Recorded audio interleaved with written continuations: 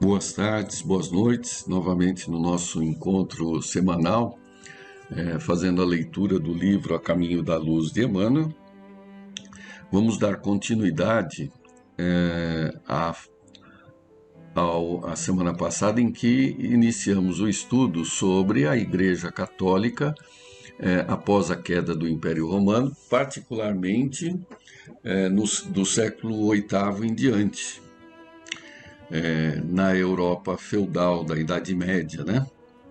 E nós terminamos, sem que a gente tenha que voltar na semana passada, vamos reiniciar lendo o último trecho, né? Para que a gente faça uma ligação. Então começa Emmanuel aqui. A sede do catolicismo se transformara em vasto mercado de títulos nobiliárquicos de toda a espécie. Até depois do século X, semelhante situação de descalabro moral marchava para a frente num crescente espantoso. Os apóstolos do Divino Mestre, nas claridades do infinito, deploram semelhantes espetáculos de indigência espiritual e promovem a reencarnação de numerosos auxiliares da tarefa remissora, nas hostes da regra de São Bento, né? Como a gente comentou, a regra de São Bento lá, ora et labora, né? Oração e trabalho, já tirando esse isolamento das cavernas, os ermitões, e direcionando para que na vida, né, na vida cotidiana, além do trabalho, além da participação, se inclua as preces, né?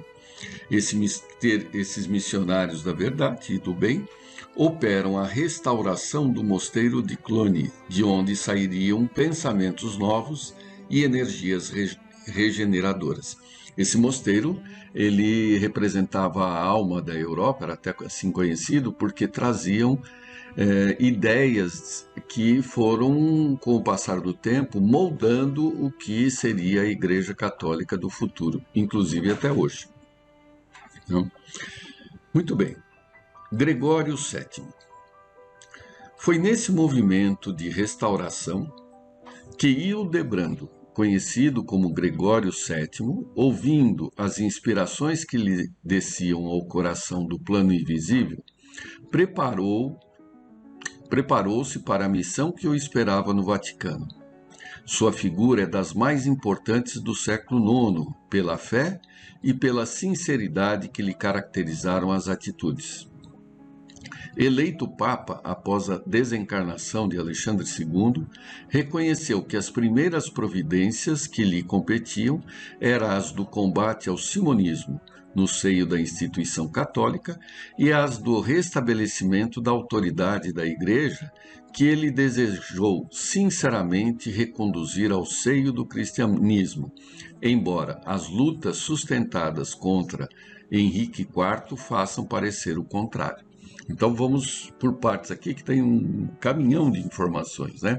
Primeiro, a eleição de Gregório, né? De Gregório VII, que ela fugiu um pouco do convencional, porque até então todos os papas eram escolhidos pelos cardeais. E já o Papa Gregório, ele foi escolhido por uma aclamação popular, né? Diferentemente do que se fazia, né? Então a sua eleição ela já foi distinta. Por outro lado, o que é simonismo, né? Simonismo é justamente essa permuta, esse comércio entre as coisas sagradas e as coisas espirituais. Essa permuta, esse comércio, né? As indulgências, sacramentos, né? Os benefícios eclesiásticos. Então era muito comum, já naquela época, né? Desde padres, bispos, né? Trocarem, venderem, comercializarem esses institutos, né, com pessoas que pudessem pagar, inclusive da nobreza, né? E o Papa Gregório ele se opôs a isso. Só que ele teve como opositor o imperador Henrique IV, né? O Henrique IV ele era imperador do Sacro Império Romano, né? ele se opôs assim ferrenhamente a tudo isso, inclusive existia toda um conflito de interesses, né? Cada um aceitando um papa ou não, né? E assim, né, se estabeleceu um conflito interessante. Então continua Emmanuel. Convocando um concílio em Roma no ano de 1074, procurou reprimir a enormidade de tantos abusos referentes ao mercado dos sacramentos e às honras eclesiásticas. Felipe I e Henrique IV prometem amparo e auxílio às decisões do pontífice, no sentido de regenerar a organização da Igreja. Felipe I aqui é Felipe I da França, né?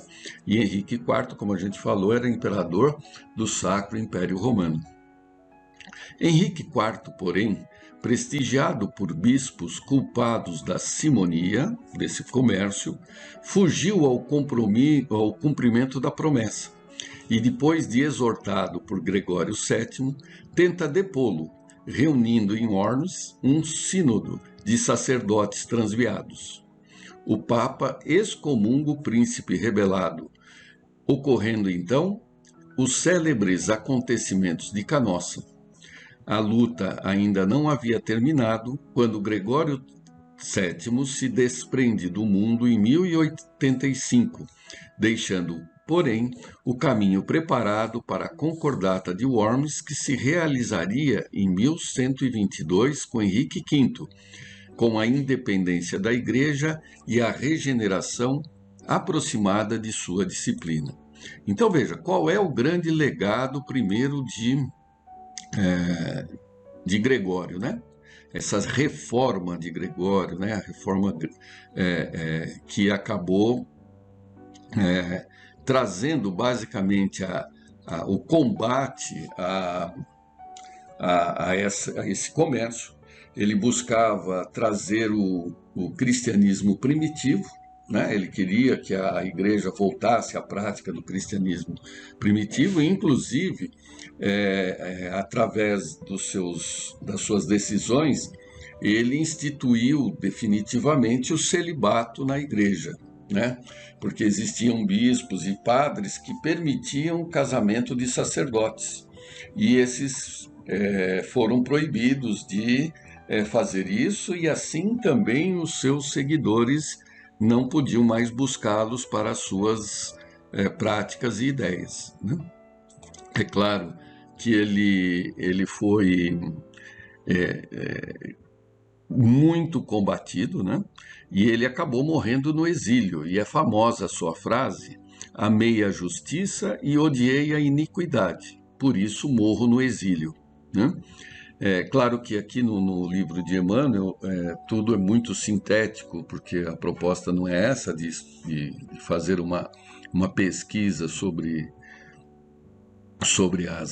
a história, né, que nós aqui conhecemos, mas que essas reformas que moldaram tudo isso que nós convivemos, né?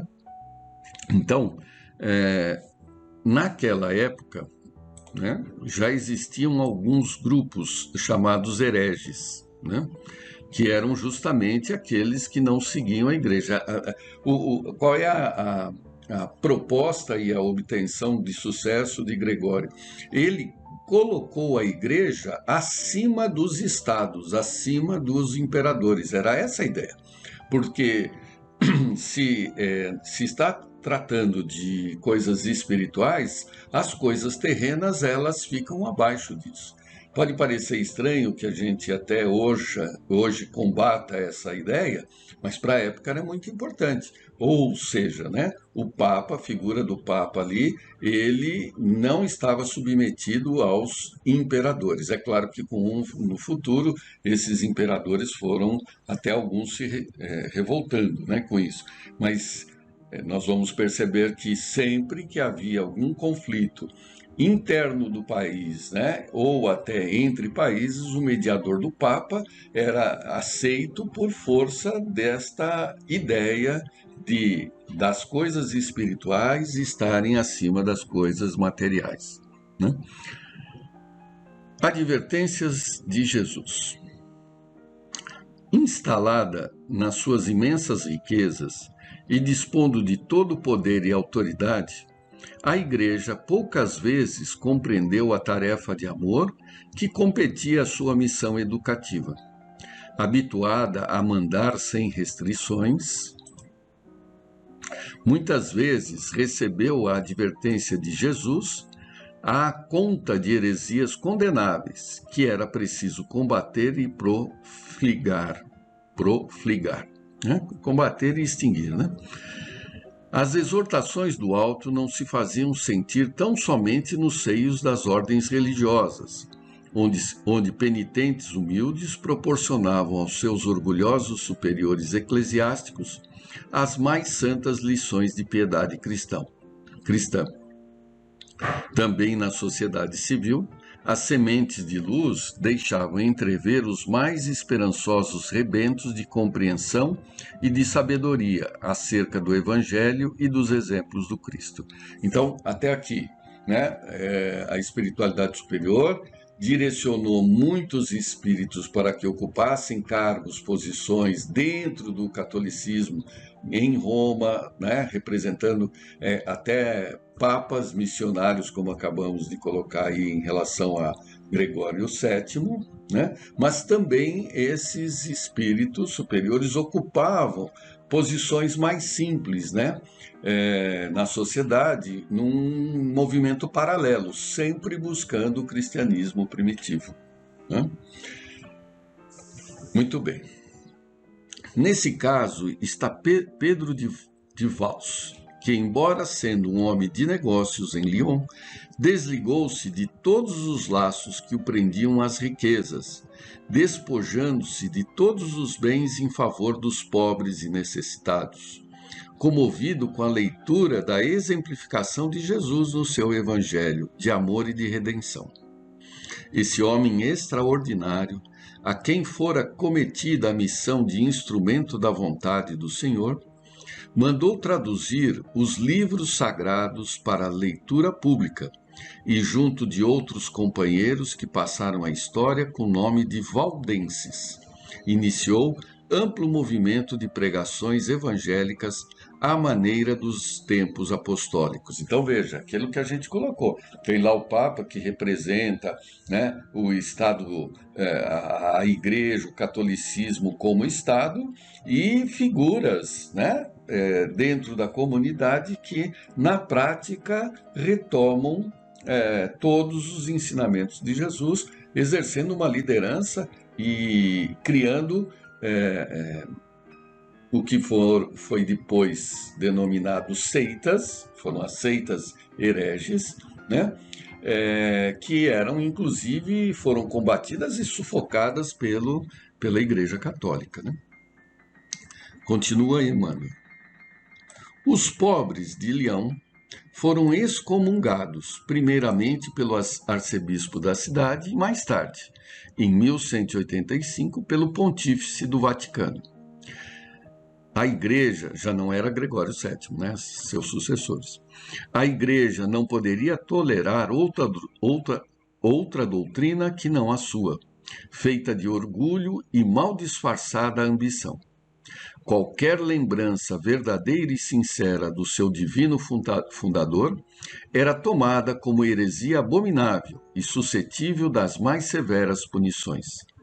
A verdade, porém, é que, se os valdenses foram caluniados pelas forças católicas, suas pregações e apelos nunca mais desapareceram do mundo desde o século XI, porque, com vários nomes, as suas organizações subsistiram na Europa, até a Reforma, não obstante os guantes de ferro da Inquisição.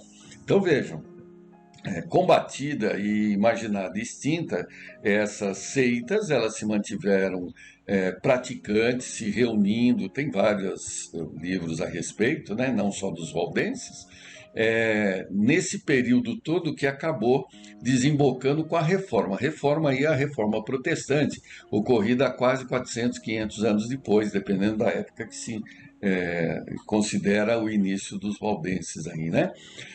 Então, tudo aquilo que veio da Reforma Protestante não é algo que apareceu da noite para o dia, é algo que já vinha ocorrendo nas regiões. Como, por exemplo, também, né, eu deixo aqui para não falar muita bobagem, né, retomando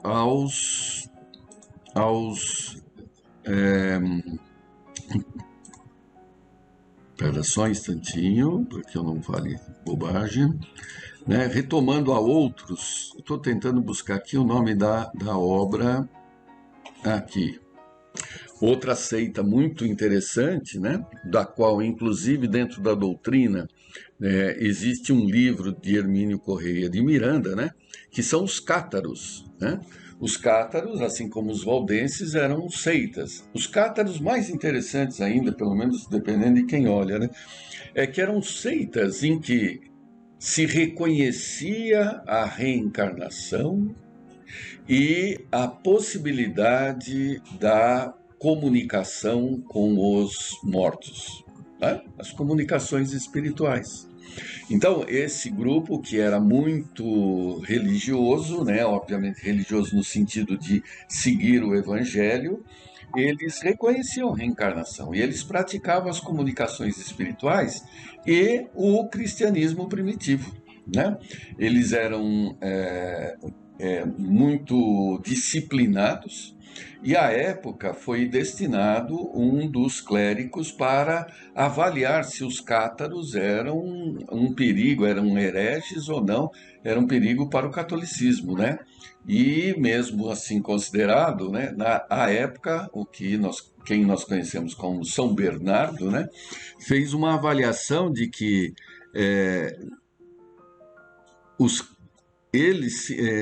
se lhe perguntassem qual é a sua fé, as palavras de São Bernardo, ela é totalmente cristã, não há nada de mais inocente, e seus atos estão em harmonia com as suas palavras. Então, não há cátara e a ortodoxia cristã, e sim um cristianismo recuperado, reconstituído, heresia vitoriosa que orgulhou o título e o poder da verdade única, como se destila na mais pura tradição. Ou seja, como sugestão aqui, justamente esse título desse livro, né? Os Cátaros e a Heresia Católica, de Hermínio Correia de Miranda, que para nós da doutrina espírita é obviamente uma forte referência, né? Muito bem. Então, todos eles foram combatidos e sobreviveram, né? Sobreviveram, não tão articulados, mas foram esses, por exemplo, os cátaros viviam ao sul da França, em várias cidades, e acabaram sendo perseguidos também, né? E todo esse processo depois de Gregório VII, de manter a hegemonia e o controle da Igreja, foi tomando um caminho mais complicado. Muito bem. Outro exemplo, né, de quem, podíamos dizer, corria paralelo à Igreja, né, a Igreja Católica, é nesse capítulo aqui que Emmanuel coloca a respeito de Francisco de Assis. Não conseguiremos ler tudo, mas eu vou ler o primeiro trecho e na semana que vem nós completaremos, né? Francisco de Assis. Os apelos do alto continuaram a solicitar a atenção da Igreja Romana em todas as direções. As chamadas heresias brotavam por toda parte onde houvesse consciências livres e corações sinceros. Mas as autoridades do catolicismo nunca se mostraram dispostas a receber semelhantes exortações. Havia terminado, em 1229, a guerra contra os hereges, aquilo que a gente comentou, né? A extinção de todas essas seitas em tese, né? Cujos embates atravessaram o espaço de 20 anos, quando alguns chefes da Igreja consideraram a oportunidade da fundação do Tribunal da Penitência, cujos projetos de há muito preocupavam o pensamento do Vaticano. É a elaboração da Inquisição, né? Mascar-se-ia o cometimento com o pretexto da necessidade de unificação religiosa, mas a realidade é que a instituição desejava dilatar o seu vasto domínio sobre as consciências. Todavia, se a Inquisição preocupou longamente as autoridades da Igreja antes da sua fundação, o negro projeto preocupava igualmente o espaço, onde se aprestaram providências e medidas de renovação educativa. Por isso, um dos maiores apóstolos de Jesus desceu à carne com o nome de Francisco de Assis. Então, a reencarnação de um dos apóstolos de Jesus. Nós não temos aqui, pelo menos, a referência em relação à época do Cristo de quem teria sido, né? Seu grande e luminoso espírito resplandeceu próximo de Roma, nas regiões da Umbria desolada.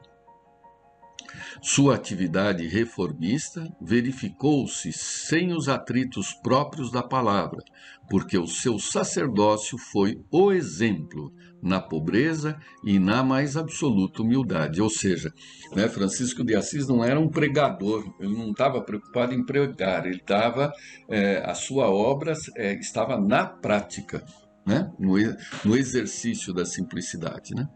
A Igreja, todavia, não entendeu que a lição que lhe dizia respeito e, ainda uma vez, não aceitou as dádivas de Jesus.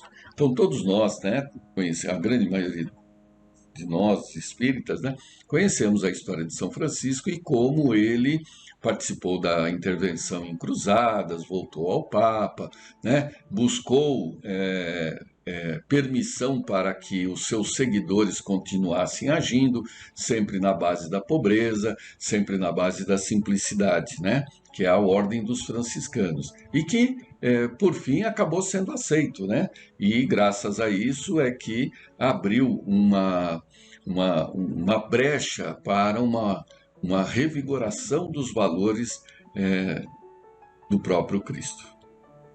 Terminou nosso horário. Na semana que vem nós continuamos. Até mais.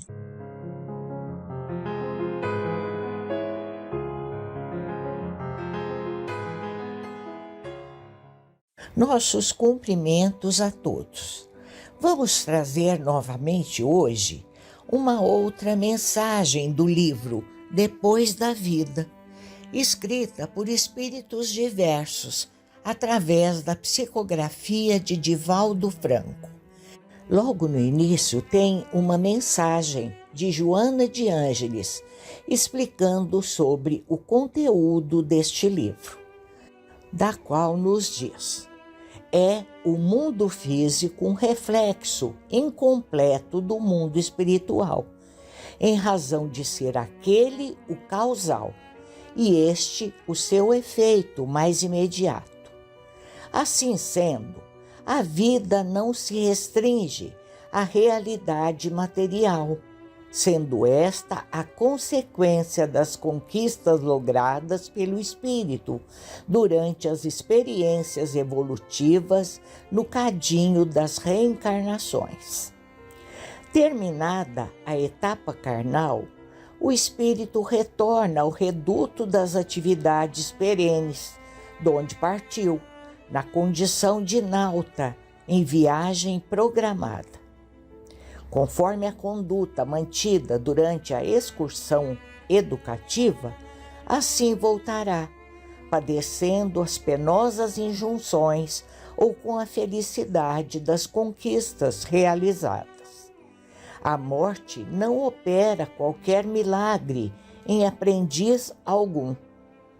Morrer é somente desvestir a roupagem biológica, permanecendo o indivíduo intrinsecamente o mesmo. Como, porém, a misericórdia do Senhor, luz em socorro de todos, jamais faltam a inspiração e o amparo, a benevolência e a caridade em favor dos que fracassaram, tanto quanto as alegrias e bênçãos para aqueles que lutaram e venceram. Sempre é tempo de crescer e edificar, construindo o bem e desenvolvendo os valores de enobrecimento, porque o processo jamais cessa. Como variam ao infinito as condições morais, psíquicas e espirituais dos homens, cada qual, ao desencarnar, mediante a lei das afinidades, se vinculará com os seus semelhantes e despertará com os recursos, graças aos quais adormeceu. Aqui desfilam apenas 31 experiências evolutivas, que podem ser úteis à meditação de pessoas honestas, interessadas com as ocorrências depois da desencarnação e que ainda estão desinformadas. Agradecendo a Jesus, o triunfador da morte, suplicamo-lhes que a todos nos abençoe, auxiliando-nos no desempenho das tarefas que nos cumpre atender, a benefício da nossa própria iluminação. Assina Joana de Ângeles. A mensagem que escolhemos assina por Guilhermina Gutierrez, e ela é um espírito que se encontra na espiritualidade em situação feliz. Vamos à mensagem que ela nos passa. Há menos de 2 anos, eu me libertei do corpo em circunstâncias muito especiais. Fui mãe e esposa devotada. A minha vida, porém, nos últimos 15 anos, esteve assinalada uma enfermidade soez, que me roubava diariamente as energias sem consumir-me a existência. Vitimada por uma bronquite asmática, deambulei pelos especialistas sem o que o meu mal pudesse ser debelado. Hoje compreendo que era apenas um efeito cujas causas remontam às existências anteriores, de que eu não me poderia furtar. O meu companheiro devotado e amigo lutou tenazmente ao meu lado, sofrendo as noites insones e exaurindo-se muitas vezes, horas avançadas, para levar-me ao pronto-socorro, atendendo-me às urgências respiratórias. Mesmo assim, de nossa comunhão conjugal, que durou 20 anos, nasceram 3 crianças que enriqueceriam nosso lar de felicidade e promessas de paz permanente. A doença, no entanto, é um verdugo que se faz cobrador impenitente, em particular mais cruel, para quem não tem as reminiscências morais que nascem da abnegação e do amor transcendente. O tempo fez que o cansaço lentamente se apoderasse do meu companheiro, que já não conseguia ocultar o mal-estar que o assaltava. Diante de minhas crises contínuas a se amiudarem na medida em que os recursos médicos se tornavam ineficazes. Nos últimos 3 anos, com o corpo vencido dolorosamente pela dispneia, com a fragilidade orgânica numa aparência desconcertante, ele pediu-me licença, alegando não suportar ver-me na situação que me encontrava, para dormir num quarto contíguo, de modo a ter forças para levar a família adiante. Bem assim, as altas despesas a que a minha enfermidade lhe impunha.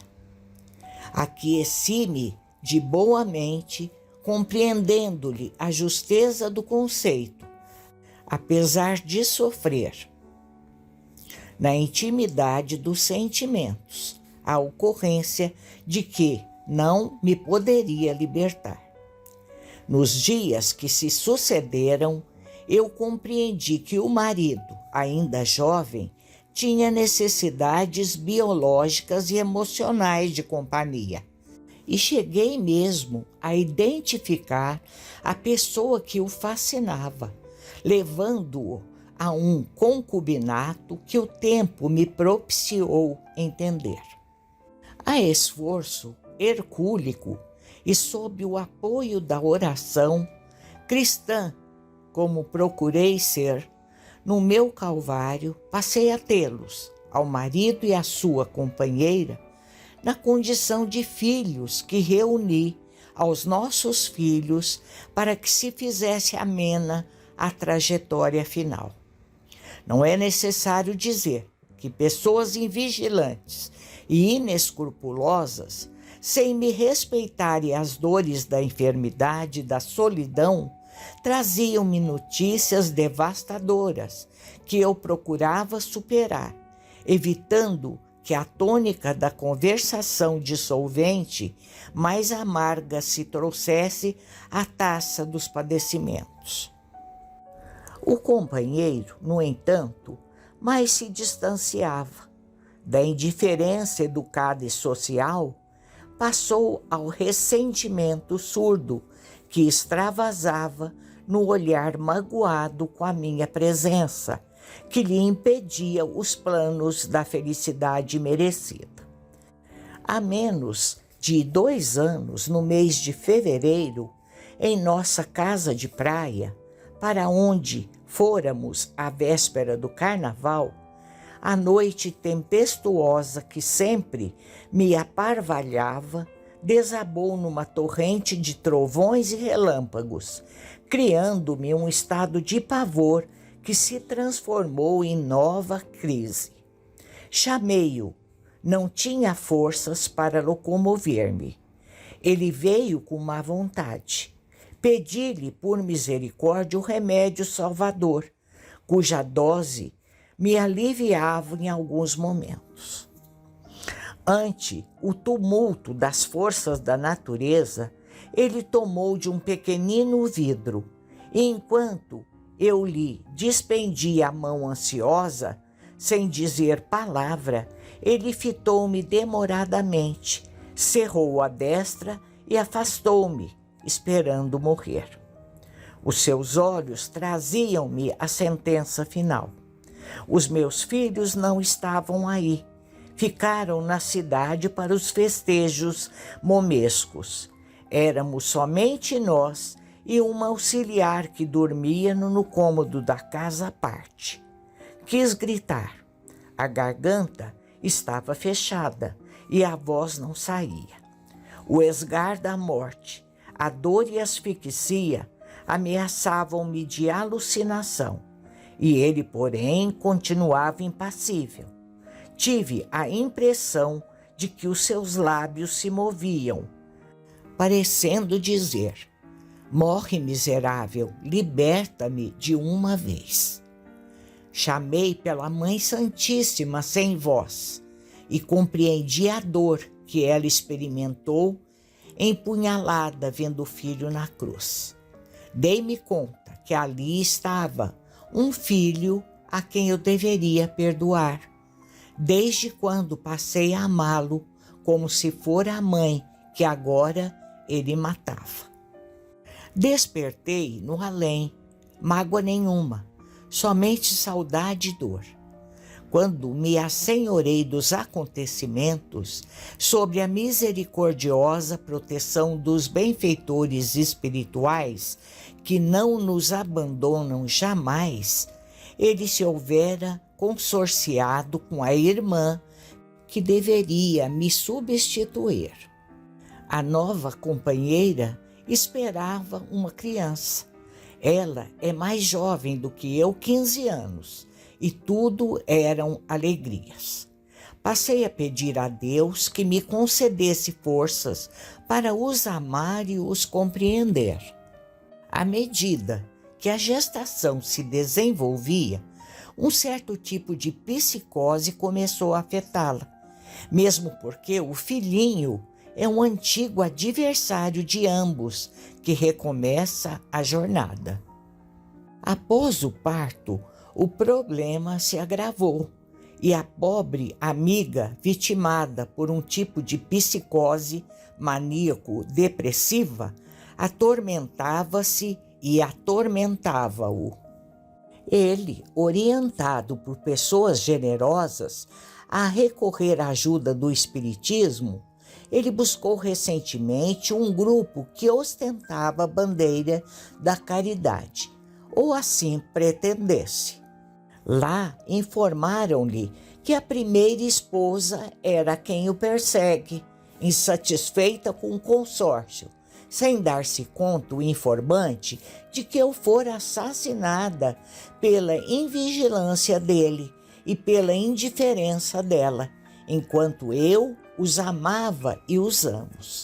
Na verdade, porém, é que sem ter um concreto conhecimento desta doutrina de consolo e liberdade, conhecendo-me e sabendo-me o quanto o amei, ele não pôde compreender que isso não era verdade. Caminha ele agora aturdido para um drama de consciência, acreditando ser o seu atual sofrimento um castigo divino, com efeito do crime que praticou. Pedi ao Senhor, por misericórdia, que me permita auxiliá-los no transe que experimentam, porque a lei de Deus é de amor e de perdão, especialmente agora que eu sei não haver sido vítima de um atentado imerecido, mas que a lei se cumpriu, embora os desígnios divinos não necessitem das interferências humanas. E quando aconselhardes, diz ela, sobre a inspiração augusta do Senhor, tende cuidado para não acusardes. Vigiai para não perturbardes mais os que se desgovernam. Tende atenção em vossas palavras, buscando edificar sempre e sempre, sem tomar parte prioritária nos dramas que vos sejam apresentados. Fixai-vos na sabedoria das justas leis de Deus e sede imparciais, socorrendo uns e outros, sem colocardes o tóxico letal sobre aqueles que se não podem ou não se devem defender. Não me sinto totalmente feliz, porque atada à retaguarda, acompanhando os filhinhos que a inexperiência precipitou nos rumos da insegurança, embora o pai lhes dê as coisas materiais, sempre secundárias, e não a presença moral que é indispensável. E finalizando, ela diz: necessitando de socorrê-los, aqui venho trazer o meu drama, e rogai-vos que me ajudeis com o amor que Jesus vos dá, para eu colimar o êxito no empreendimento dessa necessária reparação. E assim assina Albertina Gutierrez.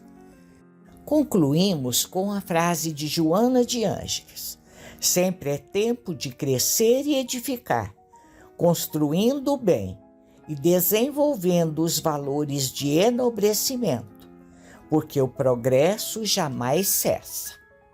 Assim terminamos, desejando a todos uma semana com muita paz.